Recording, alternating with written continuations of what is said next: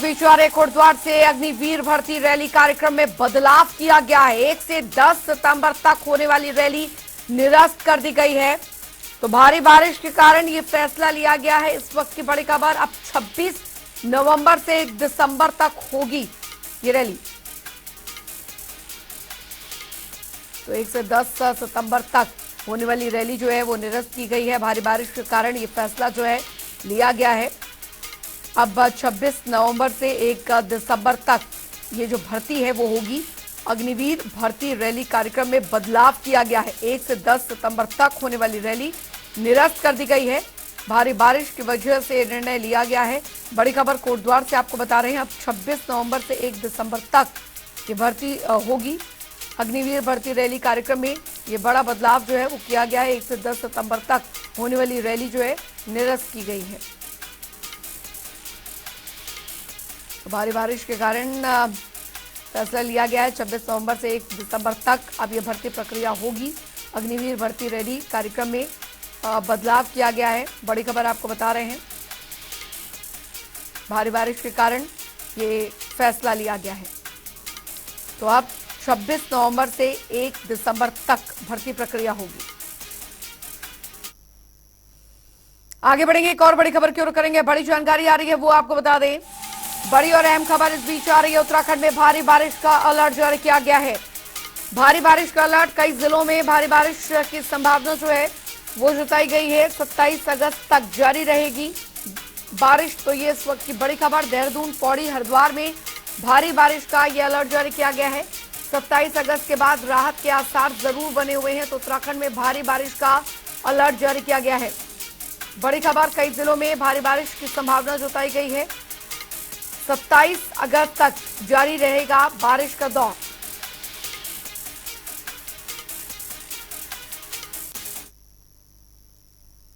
और चलिए अब रुक करेंगे 2 मिनट में 10 बड़ी खबरों की ओर फटाफट अंदाज में। कुमाऊं के एक कॉलेज में छात्र संघ चुनाव से पहले हो रही है अराजकता। छात्र संघ प्रत्याशियों के 2 गुटों में जमकर हुई झड़प। हरिद्वार में आई फ्लू के संक्रमण को लेकर स्वास्थ्य विभाग अलर्ट। दवा संबंधी समस्याओं को लेकर जारी निर्देश। हल्द्वानी में 50 बड़े बकायेदारों के लिस्ट जारी। सरकार के करोड़ों रुपए हड़प चुके बकायेदार। प्रदेश भर में लगातार जारी मौसम का कहर। खतरे के निशान से ऊपर बह रही झेला नदी। उत्तराखंड में भारी बारिश के चलते बढ़ रहे भूस्खलन के मामले। हाल ही में चुंडी देवी पहाड़ियों पर हुआ भूस्खलन। चमोली में भारी बारिश के कारण पागल नाले हुआ बंद। लोगों को परेशानियों का करना पड़ रहा सामना। जिलाधिकारी हिमांशु खुराना ने कहा, सड़कों को खोलने का किया जा रहा प्रयास।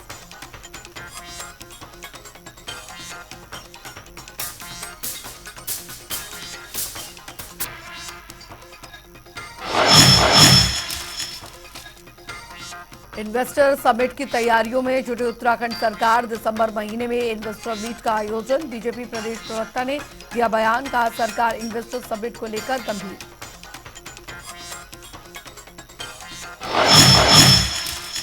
राजस्थान विधानसभा चुनाव को लेकर कांग्रेस की तैयारी। कांग्रेस हाईकमान का बड़ा ऐलान। हरक सिंह रावत को बनाया गया कोऑर्डिनेटर।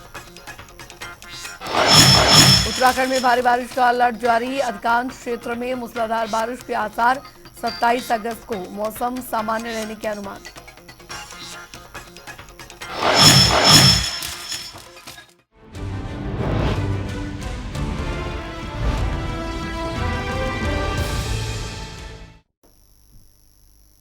चलिए खबरों में आगे बढ़ेंगे। तो उत्तराखंड में ग्लोबल इन्वेस्टर समिट के सफल आयोजन कराने को लेकर धामी सरकार कोई भी कोर कसर नहीं छोड़ रही है। सरकार का फोकस है कि प्रदेश में ज्यादा से ज्यादा निवेश आए और यहां की जनता को उसका लाभ भी मिले। उत्तराखंड सरकार इन्वेस्टर्स मीट का आयोजन आगामी दिसंबर महीने में प्रस्तावित है, जिसको लेकर सरकार लगातार रोड मैप तैयार करने में लगी हुई है। वहीं इस पूरे मामले को लेकर बीजेपी प्रदेश प्रवक्ता नवीन ठाकुर का कहना है कि प्रदेश सरकार लगातार रोजगार के विषय में काम कर रही है और मौजूदा धामी सरकार इन्वेस्टर समिट को लेकर गंभीर है। उत्तराखंड में 18 बड़े इन्वेस्टरों ने अपना उद्योग लगाया है। वहीं कांग्रेस के प्रदेश प्रवक्ता गरिमा दसौनी ने दरअसल भाजपा प्रदेश प्रवक्ता नवीन ठाकुर के बयान पर पलटवार करते हुए कहा कि प्रदेश आपदा, डेंगू, बदहाल सड़कों और लड़खड़ाई हुई स्वास्थ्य व्यवस्था से जूझ रहा है और सरकार ग्लोबल इन्वेस्टर समिट करके अपना चेहरा चमकाने चाहती है। आपको मैं आंकड़ों सहित बताता हूं कितने इन्वेस्टर आए। मैं आपको बताता हूं कौन कौन जो इन्वेस्टर यहाँ पर कितने जो है यहाँ निवेश हुआ। 18 जो है बड़े निवेशकों ने यहाँ निवेश किया। आप चाहे रुद्रपुर देख लीजिए, चाहे हरिद्वार देख लीजिए और चाहे मेरे क्षेत्र शेलाकुई में देख लीजिए। आइए आप एक बार आपको धरातल पे जाके दिखाऊंगा। केवल जो है आरोप लगा देना और निराधार आरोप लगा देना ये कहीं तक तर्क संगत नहीं है। तर्कों के साथ बात करिए और तथ्यों के साथ बात करिए। उधर किसान यूनियन के प्रतिनिधिमंडल ने दरअसल मुख्यमंत्री पुष्कर सिंह धामी से भेंट की और भारतीय किसान यूनियन तोमर के अध्यक्ष संजीव तोमर के नेतृत्व में मुख्यमंत्री कैंप कार्यालय में मुलाकात हुई। इस अवसर पर उन्होंने मुख्यमंत्री को किसानों की समस्याओं से अवगत भी करवाया। उन्होंने कहा कि हरिद्वार में अतिवृष्टि से यहाँ पर हुए जल भराव के कारण फसलों को काफी ज्यादा नुकसान हुआ है, जिसके बावजूद कुछ लोगों को मुआवजा नहीं मिल पाया है, जिस पर सीएम धामी ने कहा कि जिन लोगों को अभी तक का मुआवजा नहीं मिला है उनको जल्द मुआवजा दिया जाएगा।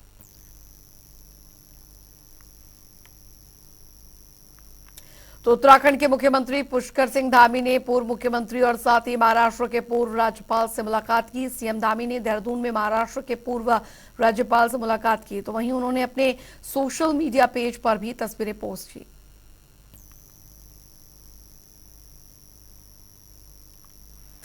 उधर उत्तराखंड विधानसभा का मानसून सत्र आगामी 5 से 8 सितंबर तक आयोजित किया जाएगा। मानसून सत्र को लेकर कांग्रेस अपनी तैयारियों में जुटी हुई है। कांग्रेस के पूर्व प्रदेश अध्यक्ष और प्रतिपक्ष प्रीतम सिंह ने कहा है कि सत्र को लेकर नेता प्रतिपक्ष यशपाल आर्य विधानमंडल दल की बैठक बुलाएंगे और उसमें सरकार को घेरने के लिए कई रणनीति बनाई जाएगी। प्रीतम सिंह ने कहा कि बहुत से ऐसे मुद्दे हैं जिसको लेकर कांग्रेस सरकार को घेरेगी। ये विधानसभा सत्र है। मैं तो जो है 31 को चले जाऊंगा, फिर छत्तीसगढ़ अगर वापस आ पाया तो जरूर सत्र में हिस्सा लूंगा, लेकिन नेता प्रतिपक्ष जो है निश्चित रूप से कांग्रेस विधानमंडल दल की बैठक आहूत करेंगे। और जो विषय तो इतने हैं कि उनको 4 दिन की अवधि में जो समायोजित नहीं किया जा सकता, लेकिन तय करेंगे कि किस तरीके से ज्यादा विषयों को जो है हम सदन के अंदर उठा करके सरकार को घेरने का काम करें। इस पर नेता प्रतिपक्ष निर्णय लें।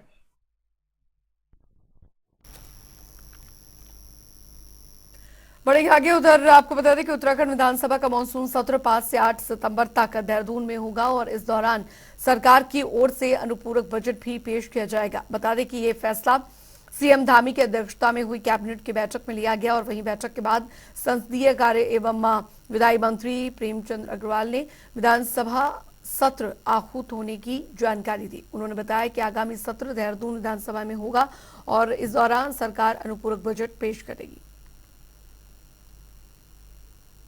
विधानसभा सत्र 5 सितंबर से 8 सितंबर तक आहूत हो रहा है और चूंकि आप जानते हैं कि आज जो माननीय मंत्रिमंडल ने भी प्रस्ताव पारित किया है और ये जो हमारा सत्र होना है देहरादून में होना है।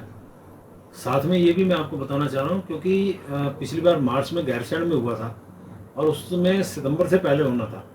ये इसमें हमने निर्णय लिया और साथ में अनुपूरक बजट भी इसमें हम लोग ला रहे हैं ताकि जो हमारे बजट की स्थिति है, आप जानते हैं इस बीच में अनुपूरक की भी आवश्यकता रहती है, तो सप्लीमेंट्री बजट भी इसी सत्र के दौरान हम लोग लाएंगे। उधर कांग्रेस हाईकमान ने वरिष्ठ कांग्रेस नेता एवं पूर्व मंत्री हरक सिंह रावत को राजस्थान में होने वाले विधानसभा चुनाव के लिए कोऑर्डिनेटर नियुक्त किया है। बता दें हरक सिंह रावत के साथ सांसदों को भी जिम्मेदारी दी गई है और इससे पहले कांग्रेस हाईकमान ने उत्तराखंड से प्रीतम सिंह को छत्तीसगढ़ चुनाव में सीनियर ऑब्जर्वर नियुक्त किया गया। तो वहीं आपको बता दें गणेश गोदियाल को राजस्थान के लिए गठित स्क्रीनिंग कमेटी में जगह दी गई है। हरक सिंह रावत को भी जिम्मेदारी देकर पार्टी ने सभी नेताओं को साथ लेकर चलने का संकेत दिया है।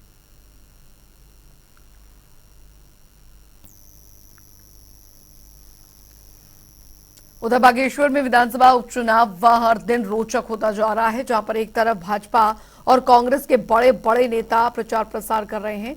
वहीं बेरोजगार संगठन के अध्यक्ष बॉबी पवार भी बागेश्वर पहुंचे। उनके बागेश्वर पहुंचने पर पुलिस ने उनके ऊपर कार्रवाई करते हुए उन्हें हिरासत में ले लिया। बॉबी पवार के साथ उनके अन्य साथियों को भी गिरफ्तार किया गया है, जिस पर कि बागेश्वर के एसपी अक्षय प्रहलाद कोंडे ने प्रेस कॉन्फ्रेंस की। उनका कहना है कि बॉबी पवार और उनके साथियों की गिरफ्तारी धारा 144 और धारा 148 के उल्लंघन करने पर की गई है।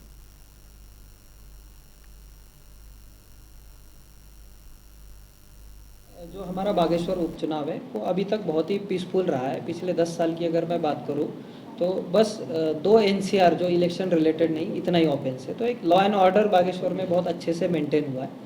जब भी कोई इलेक्शन प्रक्रिया शुरू होती है तो धारा 144 का प्रयोग किया जाता है, जो 8 अगस्त को ही डीएम महोदय द्वारा जारी की गई थी, जिसके अंतर्गत आपकी हर एक्टिविटी एक गवर्नमेंट के या प्रशासन के या डिस्ट्रिक्ट इलेक्शन ऑफिसर के परमिशन के पश्चात ही की जाती है।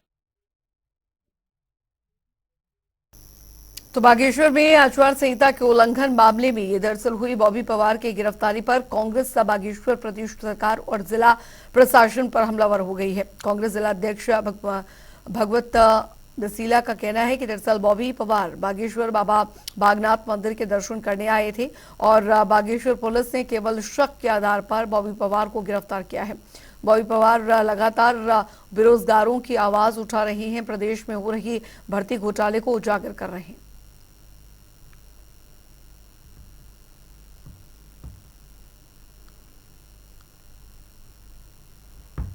बागेश्वर जो है कुमाऊं के काशी के नाम से विख्यात है और बॉबी पवार का बागेश्वर आना महज एक इत्तेफाक हो सकता है कि उस समय उपचुनाव चल रहे हैं, वो बाबा बागनाथ जी के दर्शन के लिए जा रहे थे और जिस तरीके से प्रशासन ने अपने बल का, अपने तंत्र का दुरुपयोग किया, उसको देखकर ये लगता है कि बॉबी पवार ने आज से 5 हफ्ते पहले एक खुलासा किया था कि कैबिनेट मिनिस्टर की बेटी के जो 13.25 प्राप्तांक लेकर के जो उसको नियुक्ति देने का काम। उधर रामनगर वन विभाग के कोसी रेंज की ओर से हाईकोर्ट के आदेश के बाद अतिक्रमण पर कार्रवाई की गई, जिसके बाद दुकानदारों ने खुद अतिक्रमण हटा दिया। रेंज अधिकारी ने बताया कि इस मार्ग में 9 दुकानें ऐसी थी जिनके पास लीज थी। उन्होंने कहा कि कार्रवाई आगे भी जारी रहेगी। वहीं शेखर तिवारी ने वन भूमि पर बसे हुए लोगों से अपील करते हुए कहा कि वो खुद ही भूमि खाली कर दें, वरना उनके खिलाफ वैधानिक कार्रवाई अमल में लाई जाएगी।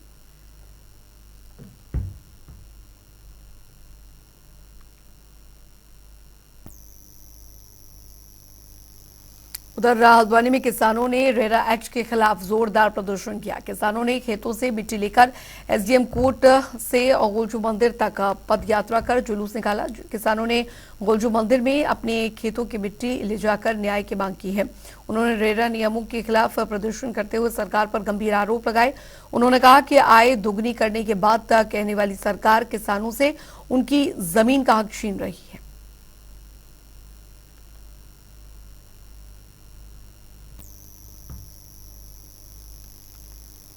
वहीं उत्तराखंड में मौसम का कहर लगातार जारी है और इस बीच मौसम विभाग ने कई जिलों में भारी बारिश का अलर्ट जारी करते हुए लोगों को घर में रहने की हिदायत दी है। और यही नहीं बल्कि 6 जिलों में मौसम विभाग ने यह अलर्ट 25 से 26 अगस्त के लिए जारी किया है। बता दें आपको कि दरअसल देहरादून, पौड़ी, नैनीताल, चंपावत, बागेश्वर, यूएस नगर में बारिश का येलो अलर्ट जारी किया गया है। तो वहीं मौसम की मार से 27 अगस्त तक राहत मिलने के आसार हैं, लेकिन तब तक लोगों से घरों में रहने की अपील की गई है और साथ ही बहुत जरूरी होने पर ही घर से निकलने की बात कही है।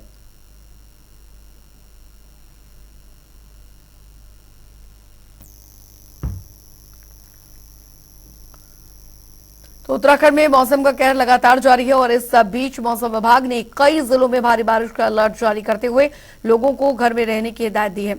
और यही नहीं बल्कि 6 जिलों में मौसम विभाग ने यह अलर्ट 25 से 26 अगस्त के लिए जारी किया है। देहरादून, पौड़ी, नैनीताल, चंपावत, बागेश्वर, यूएस नगर में बारिश का येलो अलर्ट जारी किया गया है। तो वहीं मौसम की मार से 27 अगस्त तक राहत मिलने के आसार हैं, लेकिन तब तक लोगों से घरों में रहने की अपील की गई है। साथ ही बहुत जरूरी होने पर ही घर से निकलने की बात की गई है।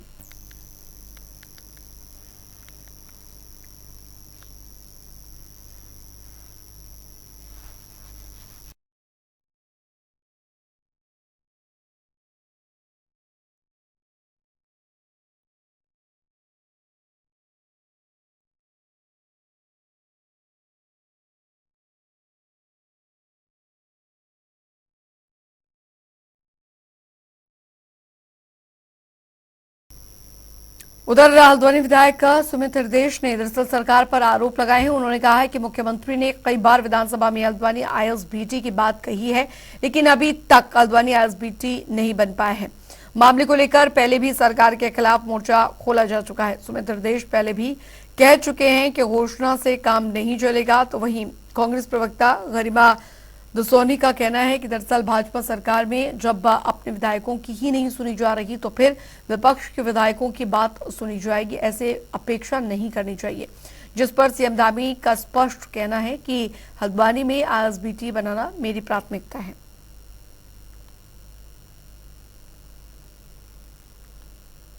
बढ़ेंगे आगे। उधर आपको बता दें कि प्रदेश में लगातार बढ़ रही डेंगू के मामलों को लेकर लगातार स्वास्थ्य विभाग व्यवस्थाओं को दुरुस्त करने के अपने दावे कर रहा है। वहीं दूसरी ओर विपक्षी दल डेंगू को लेकर सरकार को घेरने में लगे हुए हैं। कांग्रेस प्रदेश उपाध्यक्ष मथुरादत्त जोशी का कहना है कि प्रदेश में डेंगू के मरीजों की संख्या बढ़ती जा रही है, लेकिन प्रदेश सरकार का इस तरफ कोई भी ध्यान नहीं है। वहीं उन्होंने स्वास्थ्य मंत्री धन सिंह रावत पर आरोप लगाते हुए कहा है कि स्वास्थ्य मंत्री अगर डेंगू पर कंट्रोल नहीं कर पा रहे हैं तो फिर उन्हें नैतिकता के आधार पर इस्तीफा दे देना चाहिए। निश्चित रूप से डेंगू सरकार के कंट्रोल से बाहर है। डे बाय डे उसकी संख्या बढ़ती जा रही है। सरकार की कोई व्यवस्था नहीं है। पहले से कहीं सरकार ने व्यवस्था नहीं की। न सरकार ने कहीं अस्पतालों में अलग से डेंगू के वार्ड बनाए, न डेंगू की कोई दवाई अस्पतालों में मिली। पर्वतीय क्षेत्रों में भी, मैदानी क्षेत्रों में भी हो रहा है। देहरादून की हालत आप देख लें, राजधानी का अस्पताल है, दून अस्पताल की क्या हालत है आपके सामने है। उधर लक्सर विकास खंड में ग्रामीण क्षेत्र के महिला सशक्तिकरण को लेकर सरकार की ओर से चलाई जा रही योजनाओं का असर समाज में साफ दिखने लगा है। महिलाएं इन योजनाओं का लाभ उठाकर न केवल सामाजिक बल्कि आर्थिक रूप से भी सशक्त बन रही हैं। लक्सर खंड विकास में महिलाएं मुख्यमंत्री सशक्त बहना उत्सव योजना के तहत स्टॉल लगाकर स्वयं सहायता समूह की ओर से घरों की सजावट, वहीं राखी और मसाले, घी इत्यादि चीजें बनाकर आर्थिक लाभ कमा रही हैं। इस योजना के अंतर्गत तैयार किए जा रहे स्वयं सहायता समूह इस अभियान की रीढ़ बनकर सामने आए हैं। से लगभग 10 महिलाओं ने स्टॉल लगाए हुए हैं, जिसमें से लगभग हमारे 5 समूह तो विकासखंड में स्टॉल लगाए हुए हैं और 5 समूहों ने हमारे क्षेत्र में जहां पर लोगों का आवागमन ज़्यादा है और जहां पर ये राखी की और इनकी डिमांड ज़्यादा है, वहां पर 5 समूहों ने स्टॉल लगाए हुए हैं हमारे। उधर आपको बता दें कि भाई बहन का पवित्र रक्षाबंधन का त्योहार ऋषिकेश में फीका दिखाई दे रहा है। भारी बारिश और ऑनलाइन कंपनियों की वजह से राखी के व्यापार में काफी ज्यादा गिरावट देखी जा रही है, जिससे कि राखी से जुड़े तमाम प्रकार के जो व्यापारियों में निराशा है। तो वहीं आपको बता दें कि लाखों रुपए की रकम लगाकर राखियां बेच रहे फुटकर व्यापारी बाजार में ग्राहक नहीं होने की वजह से परेशान नजर आ रहे हैं। इसके अलावा मुख्यमंत्री पुष्कर सिंह धामी के लोकल फॉर वोकल के अभियान को भी ऑनलाइन कंपनियों की वजह से काफी नुकसान हो रहा है।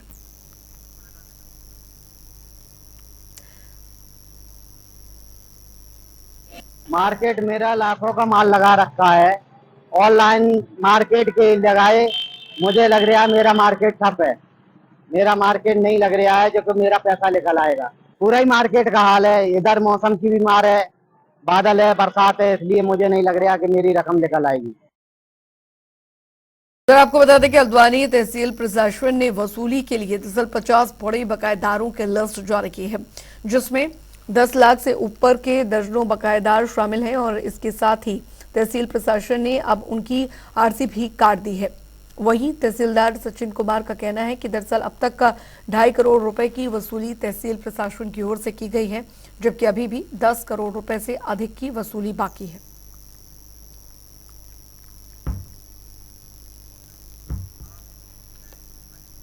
चलिए इसी के साथ उत्तराखंड की खबरों में अभी के लिए फिलहाल लेते हैं वक्त एक छोटे से ब्रेक का।